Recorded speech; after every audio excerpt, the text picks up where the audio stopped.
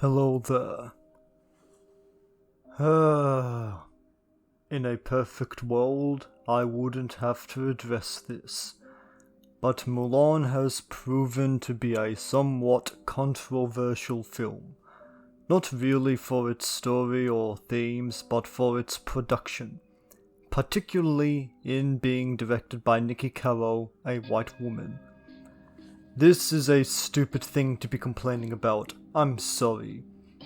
Yes, there should be more diversity working behind the camera as well as in front of the camera, i.e. writers, producers, composers, etc. I do however have an issue with complaints in regards to Niki Caro's role as director. Let's say that Disney hypothetically came down between James Wan, not that any of this happened, and Caro, and they went with Caro. Now yes, it is true Asian directors or directors of Asian descent do not often get to direct movies of this scale in Hollywood. But do you know what other group of people don't often get to direct a movie of this scale? Women! Has any other woman directed a movie of this scale? Patty Jenkins? Congratulations! There's one other! I guess that the ultimate question is, what does more harm? A director of Asian descent missing out on heading this project, or a female director missing out on heading this project? I guess that they could have hired Kathy Yan, but she was evidently busy with Birds of Prey. Ultimately though, I don't know, and I don't care. These live-action Disney remakes aren't popular. Oh, they tend to do well financially, but most people hate these films. They're regarded as soulless, empty, and capitalistic tripe that get by on nostalgia. They're either shot-for-shot rehashes of the original like Aladdin or The Lion King, which are the remakes that I hate the most, or they go into completely different directions from the original like Alice in Wonderland, Dumbo, or Maleficent, none of which are great movies, but I at least admire their ambition. With Alice in Wonderland perhaps being one of the most radically different from the original, but still one of the worst. But I prefer these types of remakes, with Dumbo probably being the best. Except if we're talking about Maleficent 2, which kind of rocks.